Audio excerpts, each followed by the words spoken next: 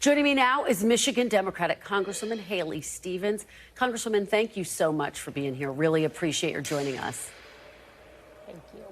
Well, as I was just talking about with Monica and Allie, you have the White House, you have lawmakers downplaying expectations that there's going to be a big breakthrough from this meeting this afternoon. What are your expectations? Do you expect them to have at least some progress at the end of this meeting?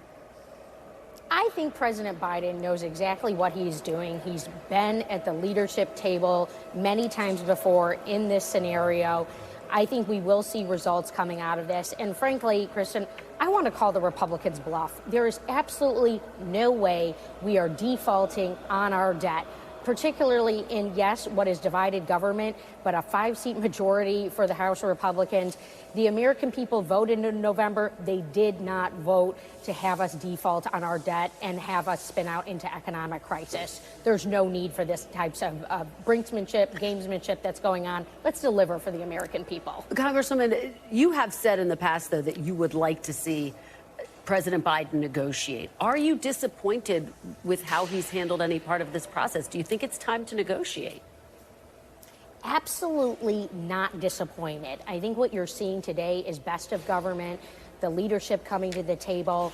We voted on a budget last year. We voted on an Inflation Reduction Act last year, well before an election. You cannot go back in time. We know that the fiscal year for our government expires in September. At the end of September of this year, we will have those budget negotiations. And what we need to do is not default on our debt, go through the action as we've done dozens and dozens of times before, 3 times under the Trump administration, prevent America's default, and continue to engage in the debt and deficit negotiations as it pertains to our broader budget. But let's not play games with the American people's pocketbooks. Let's not play games with our teachers and our veterans and on and on. It's just not fair. It's not right. Congresswoman, just to put a fine point on this question, though, we are less than a month out of a potential default.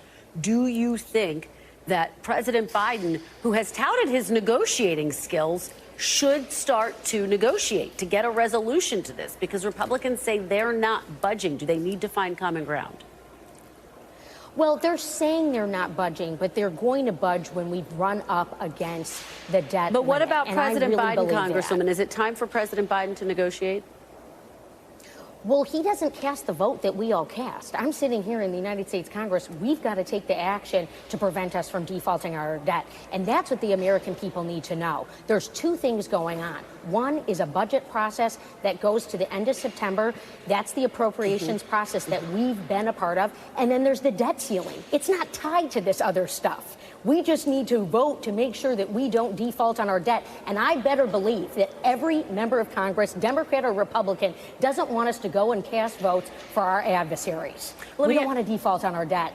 Let me ask you this, because you raised the appropriations process, which is in the fall. There is some talk, some chatter behind the scenes that could be a way out of this, to increase the debt limit until the fall when the appropriations process kicks in. I know that publicly the president, Leader Hakeem Jeffries, have signaled they don't want a short-term deal. But would you sign a short-term deal? Well, I certainly would sign any deal that prevents us from tailspinning into fiscal catastrophe. And I don't want to undermine the fiscal integrity of this nation, particularly on the global stage where Xi and Putin might be rooting that on. Right? We need to stay stable, we need to stay consistent, and we need to be leaders. So if we can cut a short-term deal, let's do it. We know that House Republicans did pass their version of increasing the debt limit, coupled with spending cuts, which would roll back a number of President Biden's key policies, including on climate and taxes. However, I wonder if there's any common ground there on new spending caps, on no student loan forgiveness, on tougher work requirements. I've heard a lot of discussion around that. Can you find common ground on any of the ideas I just mentioned? Look, there's always places for common ground, but we cannot go back in time and roll back legislation that we passed overwhelmingly last year. If that is on climate, if that's on supporting our veterans, on chips and science, these are things that the American people supported. What we can do is take a future forward look and say, where can we be responsible in a bipartisan way? You see people Republicans running for president right now saying, hey, this is a shared party concern and consideration. So we don't need to play games, right, with the perfunctory vote that needs to take place, just saying, hey, we're not going to default on our debt. But yes, as we move forward, let's have that conversation, and let's do so responsibly, because this has happened under administration after administration. It's all players at the table. Mr. McCarthy was there under President Trump, casting those votes to make sure America wouldn't default on its debt. So we can do that in this circumstance. And as a member of Congress from Michigan, who's being led right now, our state, with an incredible governor who's balancing our budget and spending responsibly, let's get this done.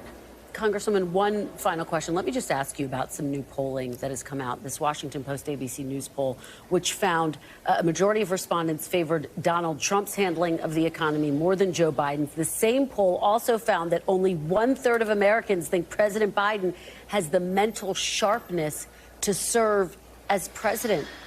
What do you make of those numbers? Well, I think we're going to take the success of the CHIPS and Science legislation that is invested in the industrial heartland of this country to the American people. Your show just shared that the president is going to be in upstate New York. I know he is taking his message there, and the results of his policies speak for themselves.